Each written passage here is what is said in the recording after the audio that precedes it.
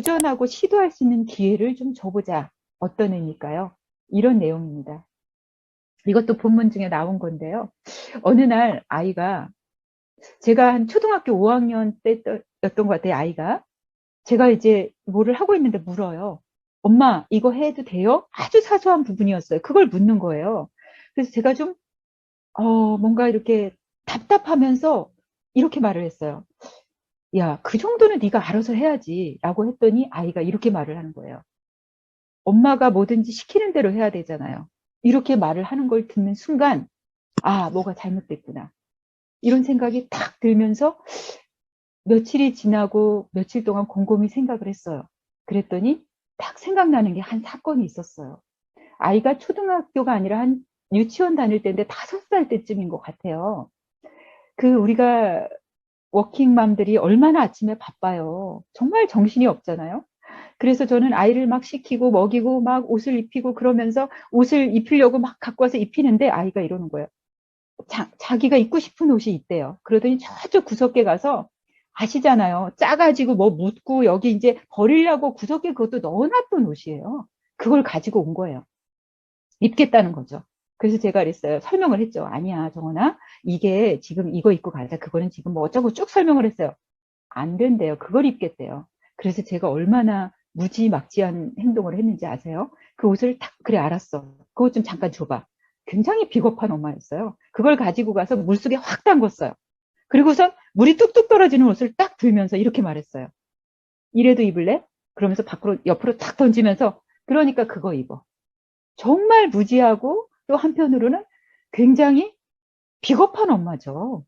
그랬더니 애가 그 눈빛을 지금도 잊을 수가 없는 게 원망과 그 다음에 뭔가 그 놀람이 가득한 눈빛으로 저를 쳐다보면서 그 옷을 입고서 유치원에 갔죠. 근데 저는 정말 다행이라고 생각했어요. 그 순간에. 일단은 지각을 면했잖아요.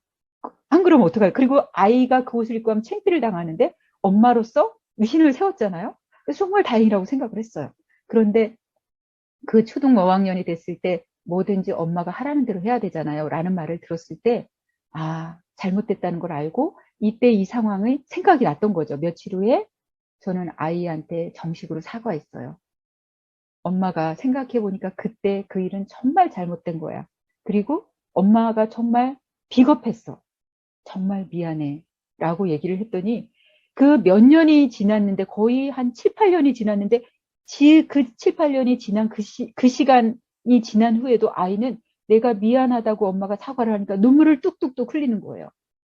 그게 정말 자기는 너무나도 속상했던 거예요.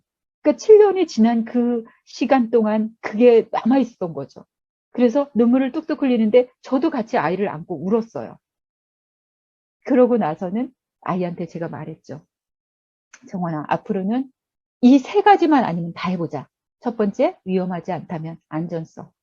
두 번째, 도덕적으로 문제가 되지 않는다면 윤리성. 세 번째, 너만 좋고 누군가에게 불편한 일이 아니라면 이타성. 이 3가지만 아니면 다 해보자 라고 얘기를 했어요. 그러고 이제 며칠이 지나고 아이가 지하철을 타고 어디를 가고 있었는데 지가 갖고 있는 음료수를 엄마 이거 쏟아봐도 돼? 이러는 거예요. 그래서 제가 그랬죠. 괜찮아.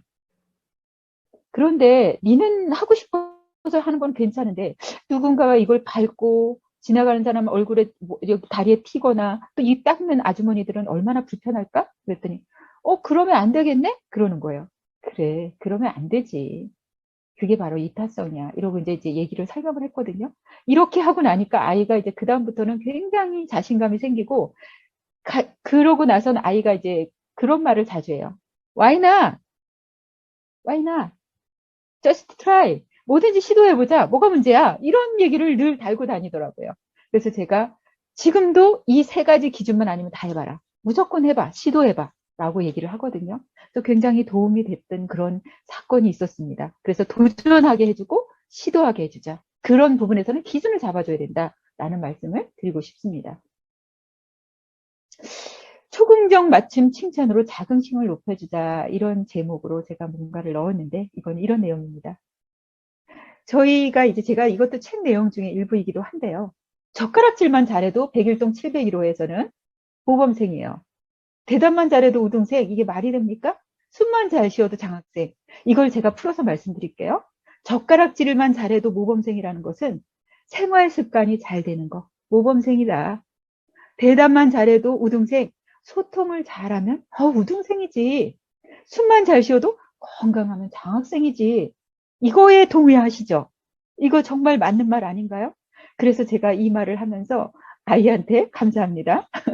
그렇게 굉장히 아이하고 이제 소통을 했는데, 초긍정 칭찬 어떻게 맞출까요? 이렇게 맞춰보자는 거예요. 뭔가를 아이가 엄마 마음을 알아주는 행동을 했을 때는 저는 이렇게 말해줍니다. 네가 경기도 청소년 중 엄마 마음을 제일 잘 알아주는 청소년 중에 한 명일 거야. 최고일 거야. 굉장히 기분 좋잖아요. 두 번째는 이런 말을 하는 거예요. 배려를 해줬을 때 그런 거예요. 야, 네가 우리나라 청년 중에서 마음 따뜻한 속 깊은 청년 중에서 10명 중에 한 명은 분명해. 너무나 디테일하잖아요. 이렇게 설명을 하면 아이가 뭔가 진정성이 느껴지잖아요. 아, 기분 좋죠. 그러니까 긍정, 자긍심이 생겨요. 그런 어떤 초긍정 맞춤에 그런 칭찬을 해주자. 이건 굉장히 중요한 부분입니다. 그래서 또 말씀을 드리고 싶었습니다. 20살 CEO의 비전, 명함. 이거는 많은 제가 어떤 팁을 좀 드리고 싶어요. 이것도 본문에 나와 있는 내용 중에 하나인데요. 진짜 우리 아이의 명함을 만들어 줬습니다. 여기에 명함이 이렇게 있는데요. 이렇게 접는 명함이에요. 이렇게 접어서 뒤에 부분이 이렇게 나와 있고요. 요거를 이렇게 피면은 안에 이렇게 있어요. 이거는 뭐를 말하고 싶은 부분이었냐면요. 일단 여기에 보면 그냥 헛소리로 한 게 아니라 얘가 중학교 2학년 때부터 당근 마켓을 운영합니다. 70대 30으로 갖기로 했어요. 70은 당연히 제가 가져야죠. 물건을 제가 내니까. 그리고 30은 얘가 택배 붙이고 이런 걸 얘가 다 해요. 그리고 댓글 달고 이런 걸 얘가 다 해요. 그래서 수고료로 30을 줍니다. 30%를 수수료를. 근데 여기에 보면은 담당 변호사가 들어가 있어요. 그거는 실질적인 변호사예요. 어떤 일이 생겼을 때 얘를 보호해주는 담당 변호사. 요즘 많잖아요. 잘 아는 분의 변호사들을 넣으면 됩니다. 자문위원은 누구겠어요? 위험하거나 어떤 일이 생겼을 때 자문을 구할 수 있는 사람? 당연히 엄마, 정규리 감성이미주연구소 대표고, 아빠, 그 다음에 가족사랑 부모사랑 대표 최숙자는 우리 할머니, 시어머니, 그러니까 아이한테 할머니가 되겠죠. 여기에 이제 가로 열고 밑에 보면 그렇게 써져 있어요. 강원도 가족사랑, 가족사랑에서 뽑은 우리나라 최고의 따뜻한 할머니 3인 중 1명. 재밌잖아요. 이렇게 자문위원까지 넣어주고 밑에 프로필을 넣습니다. 프로필은 뭐 별거 없어요.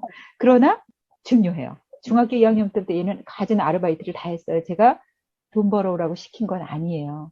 공부에 큰 흥미를 못 느끼니까 네가 한다니까 인내력도 키우고 또 말했어. 열심히 말했어. 독서 쓴 거. 독서는 뭐? 어떤 분이 열려 있습니다. 그리고 또 인내력도 키우고 성실함도 배우고 그래서 이제 그 아르바이트 한 거를 다 적어서 넣어줬습니다. 그리고 존경하는 인물은 이제 부모님, 할머니, 자연철학사 이런 걸 넣어주고 뭐 취미 이런 것 장점, 특기 같은 걸 다 넣어주고 그 다음에 이제 하고 싶은 일도 넣어주고 부모의 조언 중 가장 기억에 남는 말이 좀 전에 얘기했던 3가지만 아니면 다 해보자를 넣었더라고요. 그리고 자기가 일 넣고 싶대요. 그리고 10년 후에 잘했다고 생각하는 건 어떤 것인지, 후회할 것은 어떤 것인지를 생각하고 선택해라. 어떤 일을 할 때. 이것은 사실은 명함이라고 하기보다는 자기의 어떤 꿈의 목록이 될 수 있고 자기의 비전 제시가 될 수 있고 자기의 삶의 어떤 내비게이션 같은 역할을 할 수 있는 어떤 그런 아주 중요한 그런 자기의 그런 키워드를 갖고 다니는 거예요. 그래서 이거는 초등학생이라도 넣어주세요. 해주세요. 얼마든지 가능합니다. 그리고 이런 담당 변호사 자문위원을 넣어줬을 때 어떤 불합리한 상황이 됐을 때 턱 내미는 거예요. 꼭 부잣집 아들만 이런 거 있어야 되나요?